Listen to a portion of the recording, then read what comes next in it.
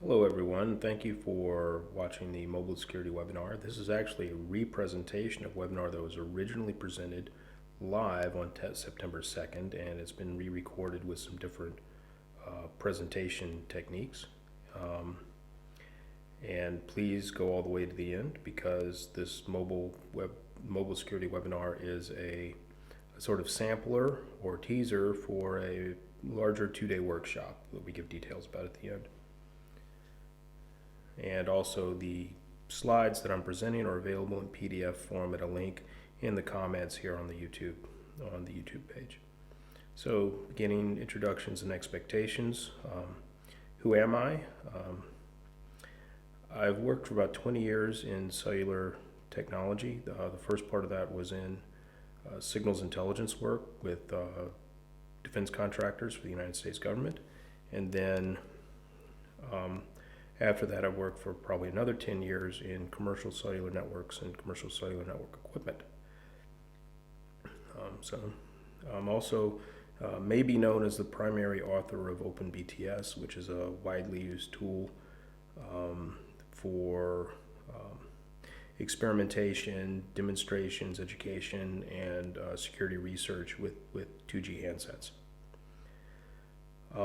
Who are you? Well, in the actual live webinar, we had a mix of people, mostly IT professionals, who were trying to improve their knowledge of mobile device security, because it's not an area they probably got a lot of exposure to in their normal IT training.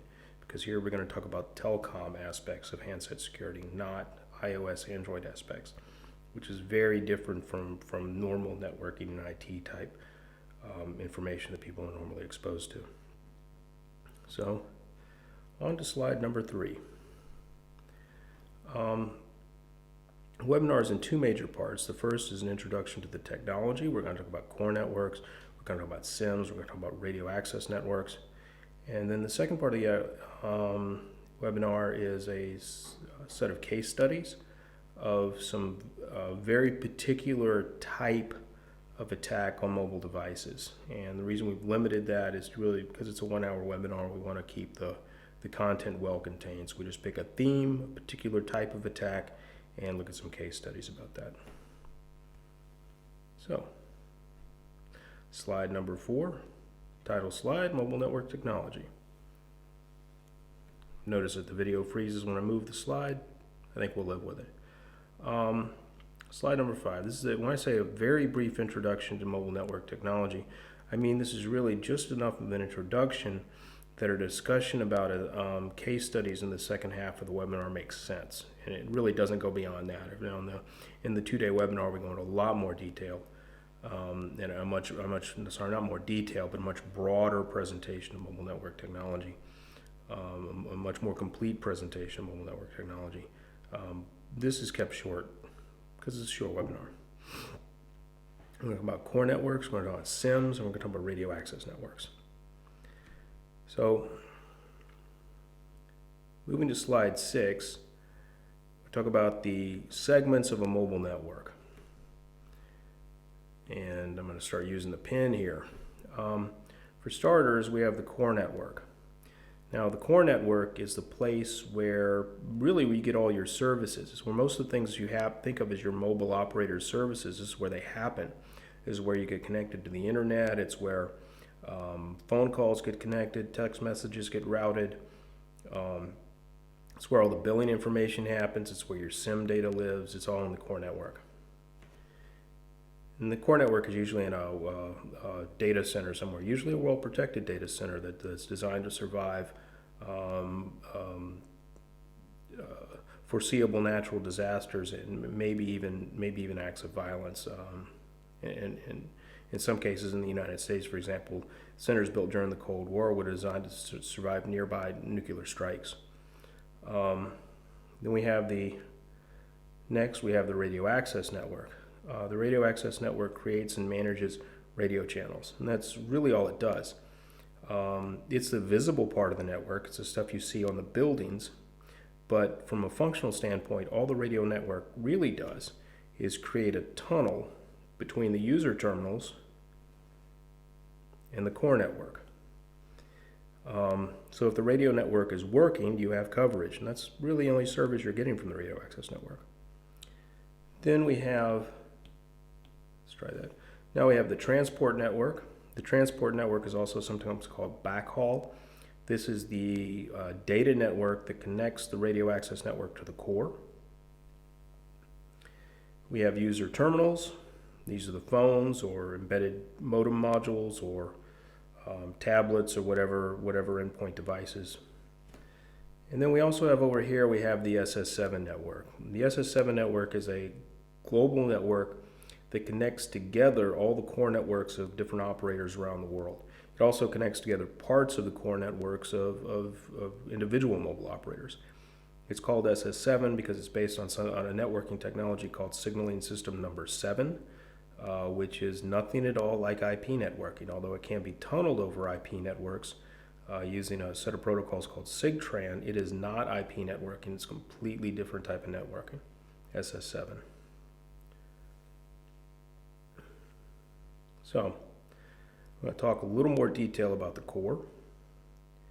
Again, like we said before, the core network is where pretty much everything that you think of as the services you get from your mobile operator, these things are happening in the core network. And the photo here is actually is a photograph of a mobile switching center from a core network from a small mobile operator, somewhere in the Pacific. Moving to slide number 9, which I noticed doesn't have a number on it, but we're talking about the circuit switch core network and the parts of the circuit switch core network. When we say circuit switch, we mean the core network, the part of the core network that's specifically made for handling telephone calls. There's another part called the packet switch core network, which has a slightly different structure, similar, but not exactly the same. But for the purposes of this webinar, we're going to focus on the circuit switch side of the core network, which handles telephone calls. In the circuit switch core network, we have the HLR, the home location register, which is the sort of database of SIMs. All customer data, all SIM data is kept in the home location register. We have the MSC, the mobile switching center, which is a telephone switch. It actually connects telephone calls to each other, like in the photograph on the previous slide, as part of the mobile switching center for a small operator. We have the VLR, the visitor location register. The visitor location register performs immediate authentication and mobility management functions. What we mean by that is it authenticates users using cryptographic techniques, and it also helps the HLR keep track of where your phone is in the physical network so that inbound calls can be routed to it. The VLR in some ways is like a cache of data that was received from the HLR. And the reason you need a cache like this is because in the situation of roaming, the VLR and the HLR may be on different sides of the world.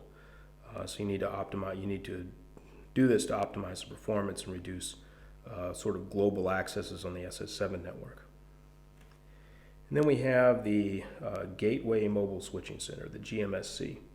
And the GMSC is really like any other MSC, except it is designated as having a connection to the outside world, what's called the public switch telephone network.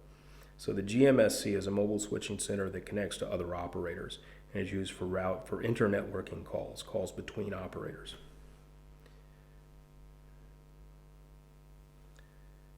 Now we're going to talk a little bit about SMS.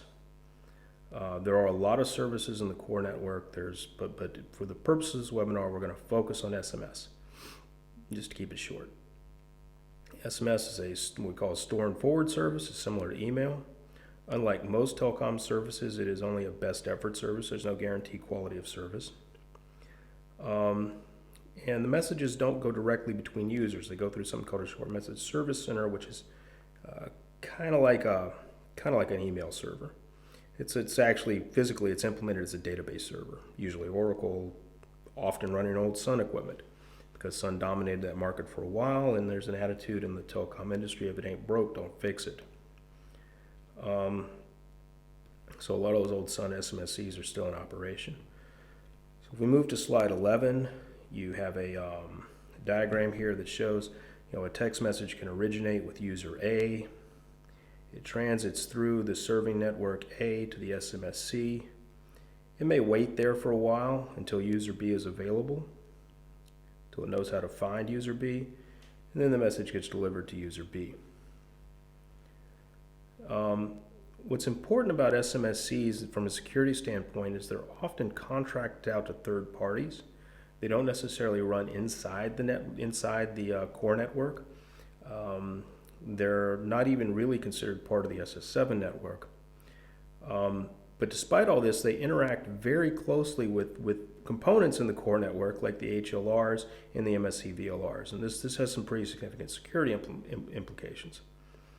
Because you have a piece of equipment that's often contracted to third parties that has lower security requirements itself, but at the same time has a sort of intimate interaction with elements in the core network.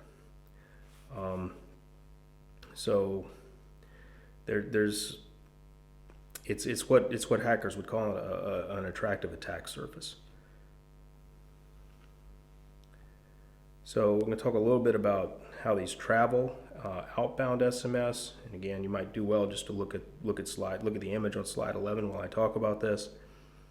For outbound SMS, the mobile device sends SMS. It goes through the MSC in the serving network and then gets delivered to the SMSC. Now the SMSC has an address. It's what's called an E164 address. It looks kind of like a telephone number, and it's by this address that the network A serving network knows where to find the MSC that's going to handle the message. We're going to talk about that in a little more detail. But the point of this is that the SMSC, this SMSC is actually selected by this user.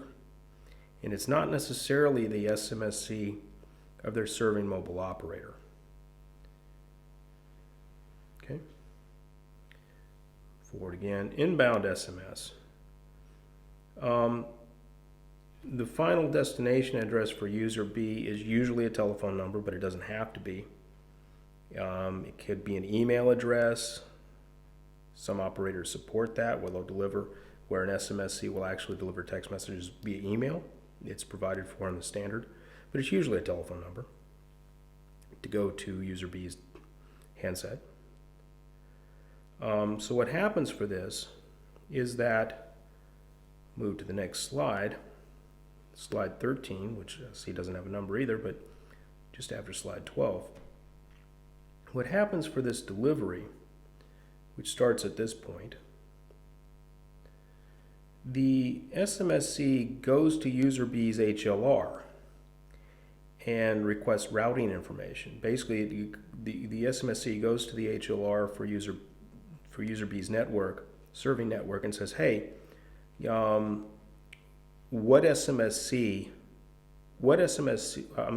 mobile switching center do I need to deliver this message to so that it gets to this user? What is the current serving MSC for this user? And in a roaming situation, this MSC and this HLR, again, may not be in the same network. They may be on different sides of the world. But the SMSC goes to the user B's HLR in their home network and says, where's the current serving SMSC for this user? I need to send them a text message. It answers back here. SR means send routing for short message ACK acknowledgement, which provides the routing information.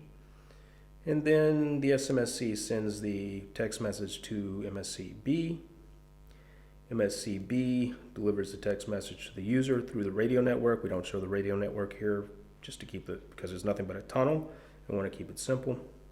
And user B gets a text message. That's how SMS gets delivered. Again, there's a security implication here that the SMSC makes this request to the HLR for routing information. And you notice there's no other connection. The HLR is not involved in any other operations. The HLR has no way to know if that routing information was actually used or if this request is legitimate. So anyone who's operating or claims to operate an SMSC somewhere out there in the world can make this routing request from the HLR and find out the current serving MSC for a phone, which at a minimum tells you what city the phone is in, and in more dense cities, it can tell you what neighborhood the phone is in. Another thing about SMS makes it fascinating from a security standpoint on slide 14. Text messages delivered through the network have up to three layers of headers that pass through the SMSC. The outermost layer is the address of the SMSC that's supposed to handle the message, or the address on delivery, the address of the SMSC that did handle the message. And that's in a layer called the relay layer, or something called the RPDU, the relay layer PDU. The next layer is called the transport layer, the TPDU, transport layer PDU. The information in that header at a minimum contains the recipient address, the actual final destination user telephone number. And then it has something called the UDH flag that indicates the presence of another header in the next layer down, which is optional. And then it has something called the TP reply path flag, which we're going to talk about a little bit later. It's interesting. Then we have the user data itself, which has an optional user data header. And then finally, below all that, the real SMS payload. So if you ever wonder why an SMS is limited to 140 characters, it's because in order to transit through the SS7 network, all this stuff together has to fit in 256 bytes. And by the time you're done packing in all these headers, there's only a little more than half of the bytes are actually available to carry the payload. So, next slide. Now we're going to talk about the SIMs. It's another important segment of the network. And one way you can think of the SIM as being like a little tiny piece of the HLR that you're carrying around in your phone. Let's talk about where the SIM sits. If you draw the network as a stack like this, the SIM sits at the bottom of that network, right here, at the bottom of that stack. But when it's installed, it actually becomes an integral part of the phone. The interactions between the SIM and the baseband processor are pretty tight. And the baseband processor is what controls all the telecom operations in your handset. So the SIM has a lot of control over the telecommunication functions of your handset. Meanwhile, clear off some of that. Yeah. Meanwhile, up here in these higher layers, the application processor, this is the thing that you actually interact with that you may think of your phone. The application processor does not have direct access to the SIM. So things that are going on between the baseband processor and the SIM, you don't really know about. That's important because the SIM is a complete computer system. It has its own operating system. It has its own non-volatile storage, its own file system. It has its own software, which is usually written in a limited dialect of Java. But it has a bunch of software called applets that can be loaded and changed and controlled by the mobile operator over the air without your knowledge, without any knowledge from the application processor this is happening. It's a full computer system that is under the control of the mobile operator, that's interacting with the baseband processor in your phone, indirectly controlling all the telecom functions of your phone. And at the same time, your Android or iOS or whatever is sitting up here in the application processor has no access to these interactions. You really don't know what's happening down there. And we're going to move to slide 17. We're going to talk about proactive SIMs. A proactive SIM is a SIM that can initiate operations for its own reasons. And the main thing that I've seen proactive SIMs do in the real world is automatically send text messages back to the mobile operator reporting information. These text messages won't show up on somebody's bill, at least they're not supposed to. But if you're in a legal case and somebody subpoenas call detail records, they will show up in subpoenaed call detail records. They are logged by the mobile operator, but they don't normally appear in bills. And the way this works is that every 15 or 30 seconds, the baseband processor polls the SIM and asks it, hey, do you want me to do something for you? And at some point, the SIM will eventually say, yeah. send this SMS for me. And you know, so the baseband processor will send the SMS. The SIM can also request information about the status of the application processor. So the SIM can send a request to the baseband processor, for example, asking if the browser is active on the application processor, and the baseband processor can pass that request up to the application processor and get information, and then pass it back down to the SIM. It can also, in the example I give here, the SIM can also, through the baseband processor, instruct the application processor to display pop-up windows. And you've probably seen this if you use like *123#, or something like that for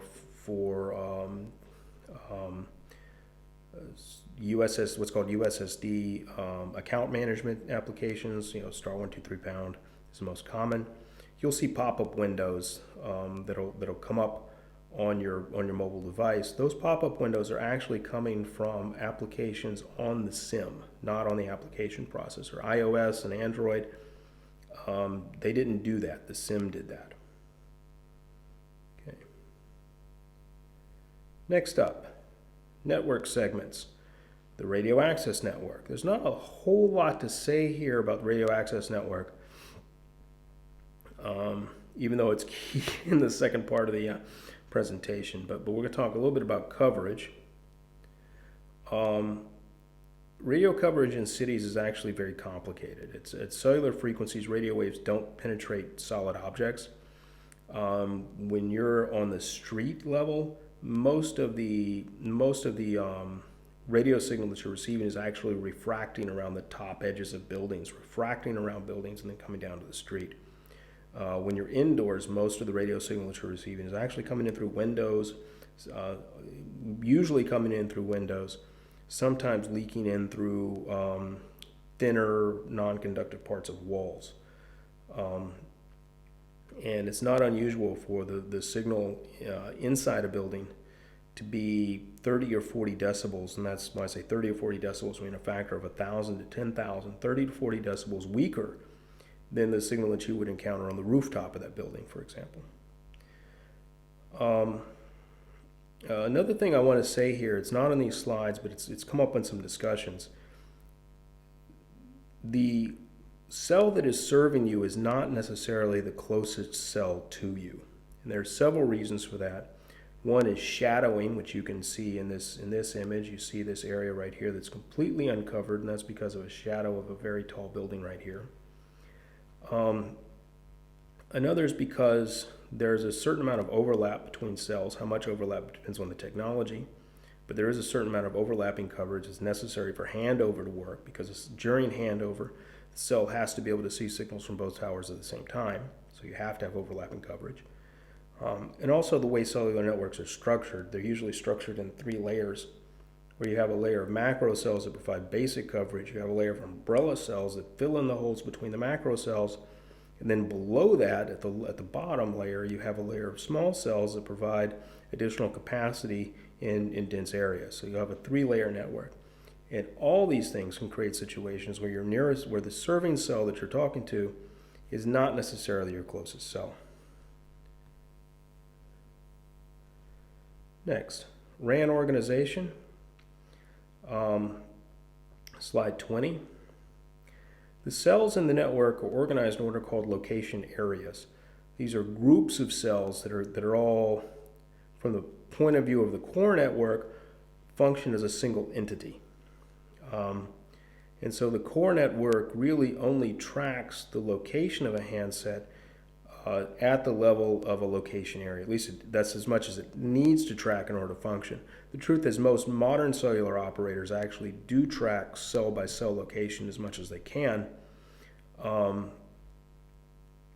but that's really not necessary for the network to function. You really only need to do this at the area of a location area, tracking area. So in this diagram, I show, cells that are all the same color are all part of the same location area or tracking area. And this is meant to show in this diagram as you move out into rural areas where subscriber density is lower and where it's easier to get good propagation because you don't have as many buildings, the cells get bigger. Now, again, an idle handset will normally only contact the network to update its location when it crosses from one location area to another. And to give an idea of the scale of these things, I actually did a survey, granted it's about more than 10 years ago, but I doubt it's changed much. I did a survey of the AT&T network in Northern California, and what I found in that network was that a typical location area corresponded to a population on the ground of about 250,000 people. So for example, south of Market neighborhood in San Francisco, the area around Market Street in San Francisco and northern San Francisco was a single location area. And at the same time, all of Solano County, California, a much larger geographic area, but with about the same population, was also a single location area. Okay. Now, I'm going to take a quick break here. See?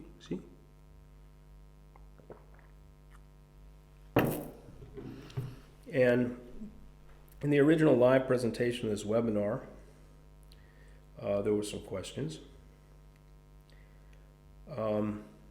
Good question on one of them.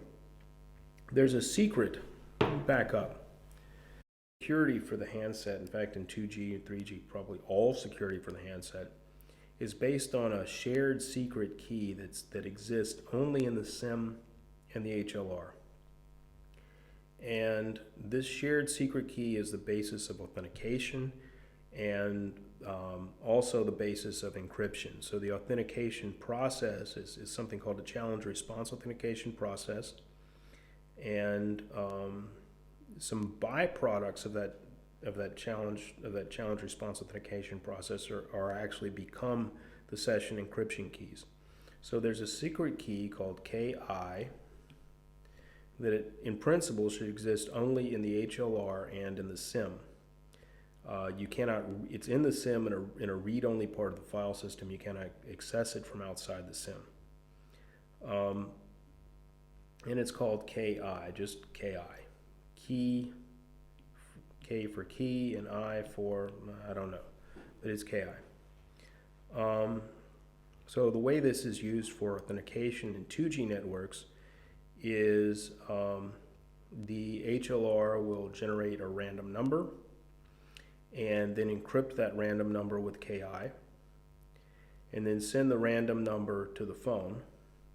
The phone will then encrypt the random number with its own copy of KI using the same algorithm and send the result back.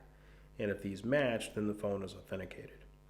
And that random number is actually much larger than is necessary for the authentication process. So some fields of that encrypted random number then become session encryption keys that are used for encrypting voice and other transactions on the phone. That's a very simplistic 2G authentication process. You notice that authentication process in 2G only goes one way.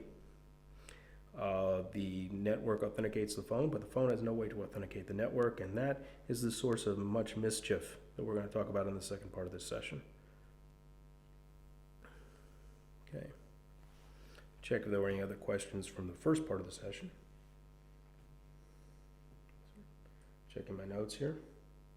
Yeah, we talked about proactive SIMs. Another question from the original presentation. Is there a quick test or indicator or label or marker identifying proactive SIMs? The one way to identify a proactive SIM is to put in a smart card reader and read off the SIM profile. And if it's a proactive SIM, there will be a certain bit in the SIM profile that tells you it's proactive. However, I can tell you, looking on slide 15, just to see how common this is, all 12 SIMs in this picture, let's change the pin, all 12 SIMs in this picture are proactive. And as far as I can tell, every SIM in the market today is proactive, and they probably have been proactive for a very long time because some of these SIMs I know date back to 2010 or older. Some of them are new, but from these 12 SIMs, they're all proactive. That proactive feature is not necessarily used by all of them. In particular, it is used by this one and by that one. But it is present in all of them, and you should probably assume that it's present in all SIMs. If you go look at the, I'll add a link on a comment. I actually have a page, a blog post that I wrote about, in particular about this AT&T SIM and some proactive behavior from this AT&T SIM. And there's a very interesting comment on there from someone who apparently used to work for T-Mobile UK, talking about other things that they did with proactive SIMs at T-Mobile UK.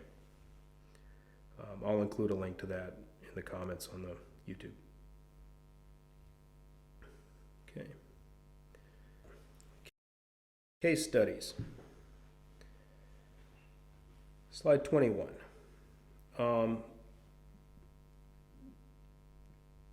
The case studies that we're going to talk about here all involve IMSI-Catchers. There are many names for an IMSI-Catcher. False base station, virtual base station, Stingray, which is a brand name from General Dynamics, I think. DRT box, which is another brand name from an American supplier. Virtual base station was a term that was used in the original patent on this, which was filed in 1999, basically before GSM was even really deployed. Somebody had already figured out how to hack it and patented it. Rodi Schwartz, a German test equipment company, already patented this stuff. What's an IMSI-Catcher? An IMSI-Catcher is a device that mimics a cell site posing as part of a public network. And it can do this, especially in 2G. It can do this most easily in 2G because in 2G authentication is only one way. There's no way for the phone to know that this is not a legitimate base station. But there are conditions where it can also be done in other technologies also. We'll talk about that in the actual workshop if you come and attend. So it's a false base station. It can be used for man-in-the-middle attacks and lots of other things. Lots of tricks you can do with IMSI-Catchers. We're going to talk about a few of them. So where do we find IMSI-Catchers? You find them in controlled spaces like prisons and embassies and border crossings, where they're used to track people moving through the area or to control their communications, like a denial of service attack, so people can't make phone calls in that area. Unauthorized people can't use their cell phones when they're in these areas. There's some signs that they've been used, at DRT boxes in particular, have been used by American law enforcement over mass protest, probably to collect identity information on people in the crowd. Something I personally find very disturbing. In Iraq and Afghanistan, they were often used on what we called hunting attacks on high priority targets. To kill capture missions. They're also been used to inject malware into phones, which is one of the case studies we're going to talk about. They have sometimes been used to prevent the remote detonation of bombs by taking control of the cell phone. By taking control of the cell phone that would be used to trigger the bomb, they can prevent the remote detonation of the bomb. That's what we see in the photograph here. And they're also, in particular, I know specifically cases of German law enforcement and Icelandic Coast Guard where they've been used to locate missing persons. So we have a mix of uses here. Some of them are really creepy. Some of them are just, downright saving people's lives, and it varies all over the place. Like any technological tool, it is what you make of it. So again, the obvious use for IMSI-Catchers is to intercept the communication between a target phone and the world and perform man-in-the-middle. But we're going to talk here about case studies where IMSI-Catcher attacks produce side effects that continue to affect the phone after the phone has left the IMSI-Catcher's operating area. We're going to specifically talk about that for the case studies because we need to limit, it's a 1-hour webinar. We're going to limit things down to something we can actually cover in a reasonable amount of time. And we have over here Loki, the patron god of IMSI-Catchers. So First, I want to talk about IMSI-Catcher denial of service attacks. Now, in particular, we want to talk about denial of service attacks whose effects persist after the phone has left the operating area of the IMSI-Catcher. So, the short of it is when a phone comes and attaches to a false base station. At some point, the false base station has to return that phone back to the public network by telling the phone you can't get service here for one reason or another. The most benign answer the IMSI-Catcher can give is you can't get service here because I'm too crowded, I'm too congested at this time, and I'm not taking on I'm not taking on more phones. But there are a few others. One is to say you can't get service in this area. Remember we talked about the cellular network being organized into location areas and tracking areas. So the base station can tell the phone you can't get service in this location area or in this tracking area. Now, normally, if you don't want to create a service disruption, the IMSI-Catcher operator will pick a location area that they know is not actually used anywhere in the real world, or at least is not used anywhere in this part of the country, so that there's no noticeable disruption of service for phones when they're returned to the network. But you don't have to be such a nice guy, and you can actually pick location areas that are real and in the immediate area, so that when the phone moves to a certain part of town, they just won't have service anymore. Somebody pulled the phone out of their pocket, they notice there's no connection, it says emergency calls only. That's it, no service. We can expand that by saying you can't get service anywhere in this network. So for example, you can't get service anywhere in the AT&T 3G network. And the phone it won't have service anymore. It's that simple. Another good answer is your SIM has been canceled. And the most powerful of all is you are a stolen phone. Now, for the last two things, really the only option you have for the phone to be usable anymore is to remove the SIM from the phone, power down the phone, and reinsert the SIM. At least that's the case with most phones. So again, how will you use these types of denial of service attacks? You might choose to disrupt service at a protest. You might decide to deny cellular service to everybody who's on the ground in the protest. Bomb neutralization, which is one of the cases that we talked about in the previous slides. Protecting VIPs is another case where the motorcade has an IMSI-Catcher that travels along with it, disrupting service for phones as it passes through the area. Okay, so that's our first case study, is denial of service attacks that persist after the phone has left the area of the IMSI-Catcher. And again, under any of these denial of service attacks, the phone will probably go into emergency call only mode, and will not receive calls or initiate data sessions, and the user may not notice this for quite a while. And in some cases, the only way to clear the condition is to remove the SIM and power cycle the phone. Next case, accidental SMS hijacking. For a few years, I was part of a group that ran experimental GSM cellular networks at Burning Man.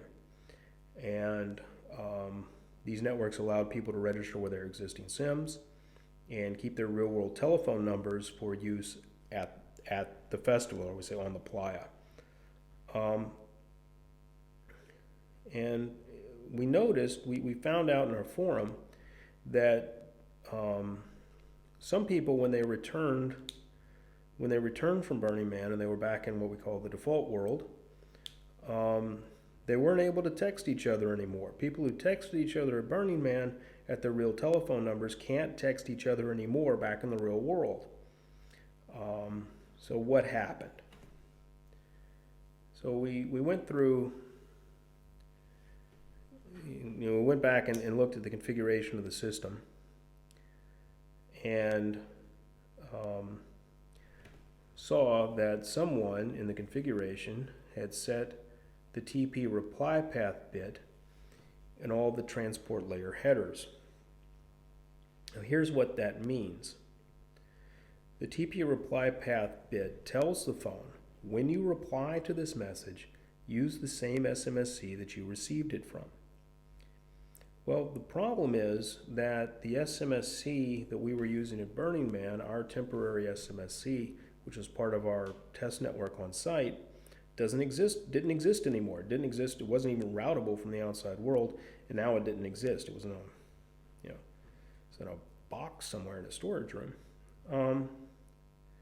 So what we'd done is we'd accidentally programmed these people's phones to reroute all future SMS conversations through our SMSC, which again they didn't have access to, and so those messages persistently failed.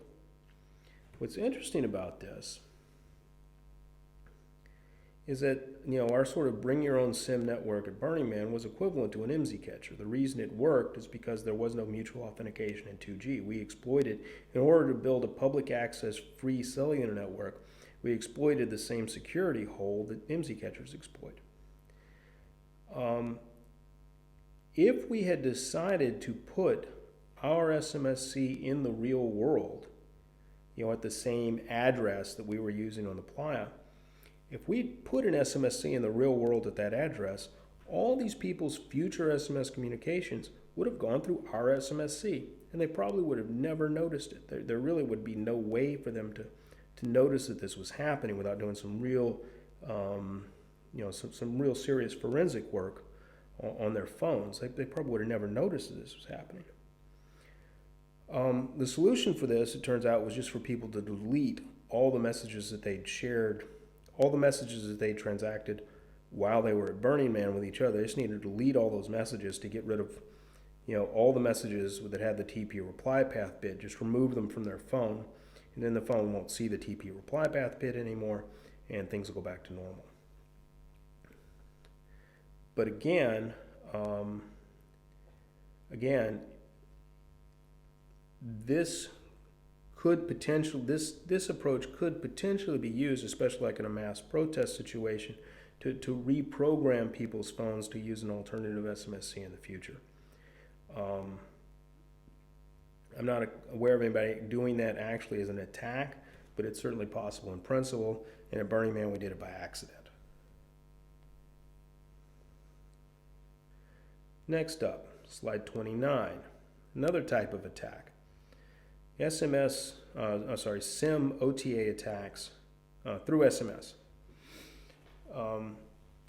Like we said in the previous discussion in the first section, the SIM is a full computer system. It has an operating system, it has apps, it has a file system, and it also has zero-day bugs. Especially SIMs that have built-in browsers. There are actually SIMs with built-in browsers, quite a lot of them. And those built-in browsers have a lot of the same wonderful zero-day bugs that we see in, zero-click bugs that we see in other browsers in other parts of the phone, like in the application processor. Yay, browsers. So by exploiting those bugs, it's possible for an unauthorized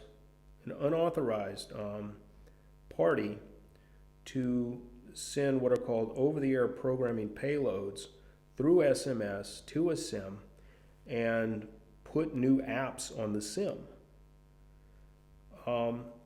Now, doing this through the public network is often not possible because many cellular operators, for very good reason, block these types of messages.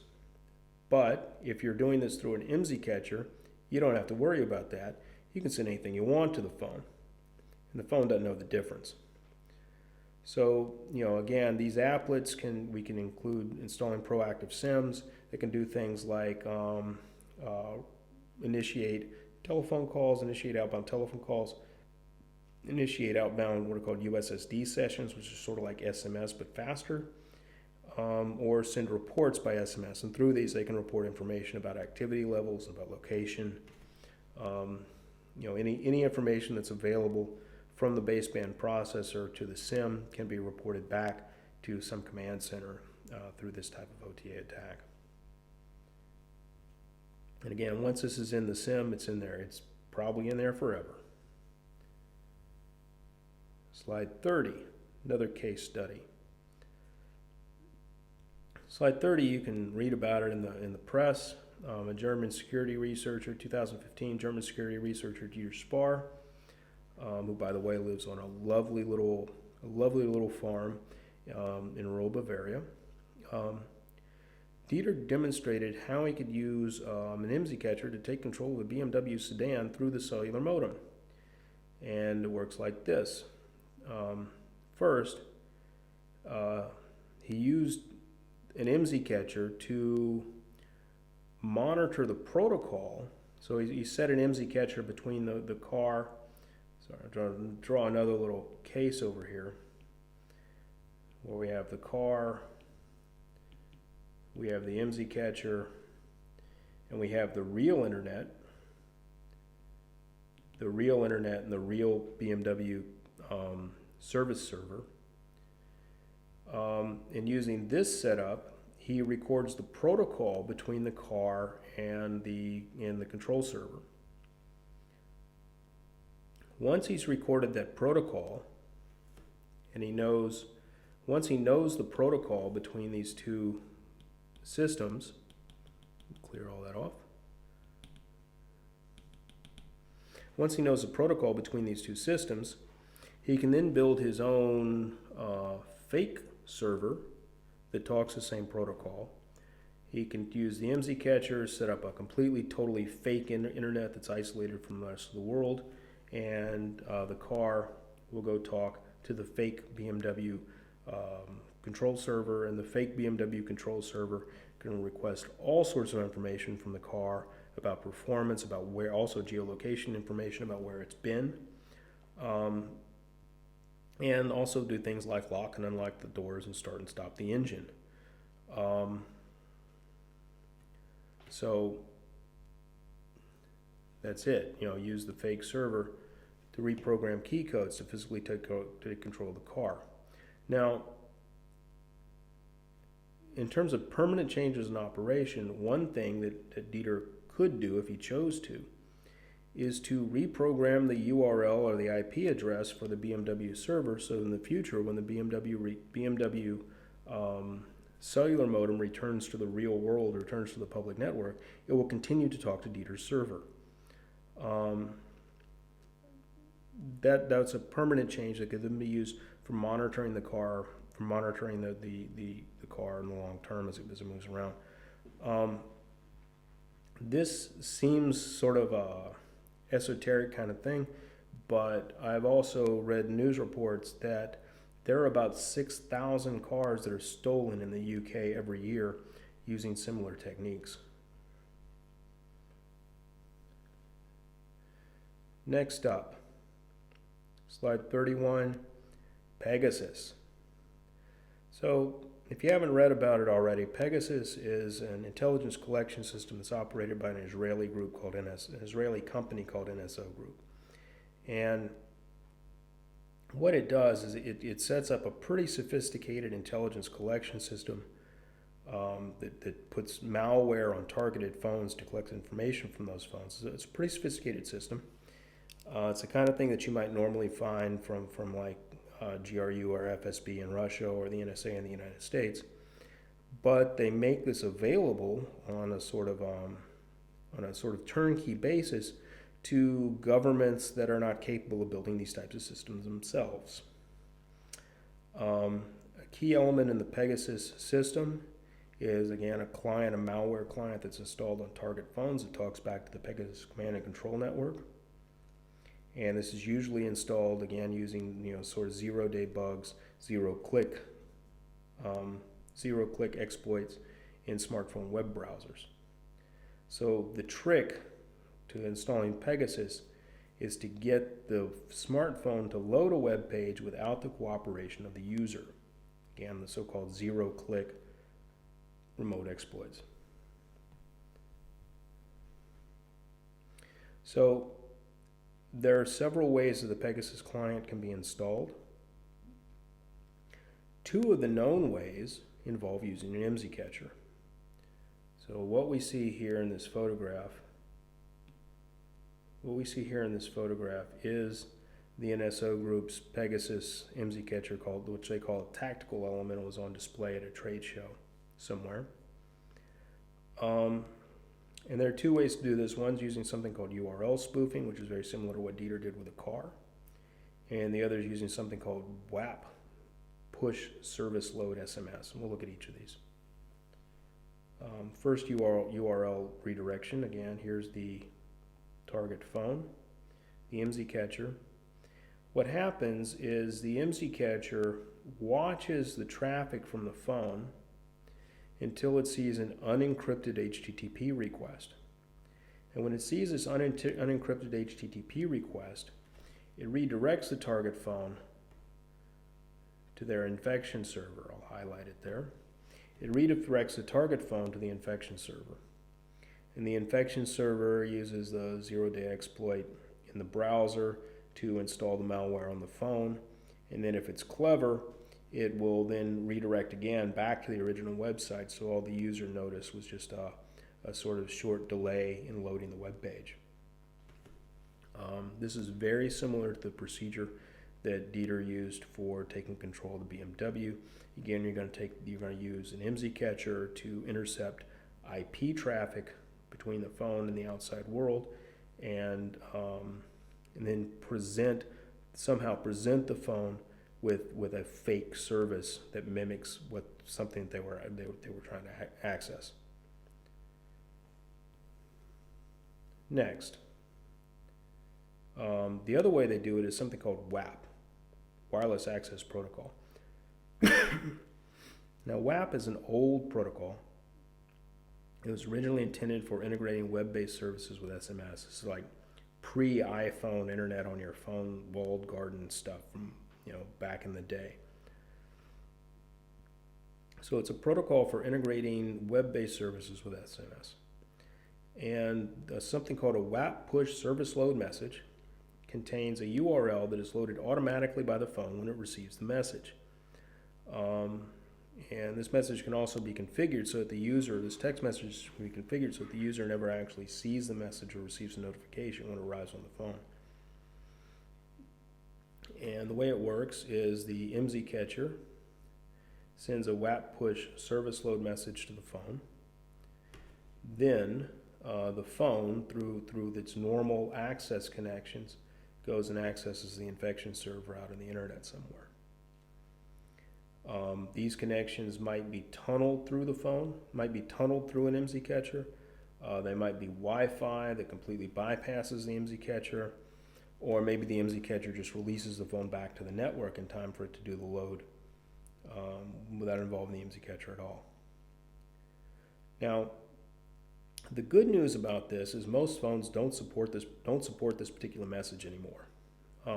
Quick, why do you need an IMSI-Catcher to do this? The reason you need an IMSI-Catcher to do this is because most mobile operators block these messages for a good reason. Again, if you have an IMSI-Catcher, you can do whatever you want. It's also untraceable if you use an IMSI-Catcher.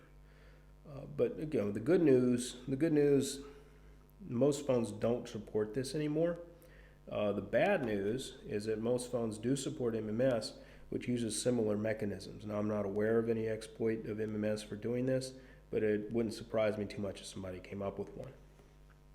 At this point, we're going to stop and talk a little bit about questions.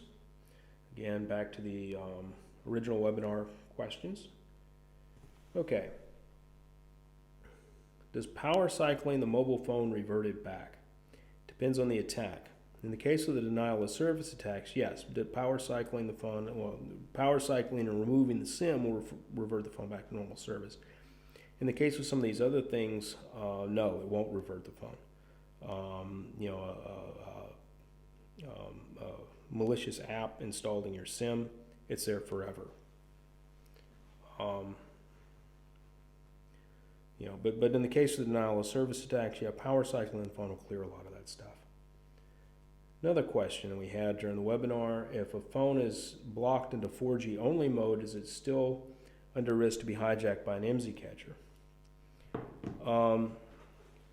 Yes, if that IMSI-Catcher is sophisticated, if the IMSI-Catcher operator is connected with a state actor who has their own state-controlled telephone company that has a roaming agreement with your home operator, possibly yes, because there's the possibility that they could acquire sets of authentication tuples through your home operator's HLR, which would allow them to produce all the necessary bidirectional authentication that you see in 4G.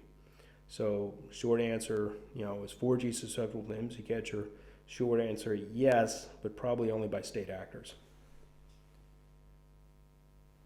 Now, like I said, this is a 1-hour webinar. It's just a selection of some stuff from a 2-day workshop. We've talked about a very small set of possible attacks can be done with an IMSI-Catcher. There are lots of other things you can do with an IMSI-Catcher. We only talked about IMSI-Catchers, which is like one tool in the toolbox of cellular exploits. So the point of all this is that if you work in IC security and deal with mobile devices, there may be a lot of stuff here you may not have had exposure to before.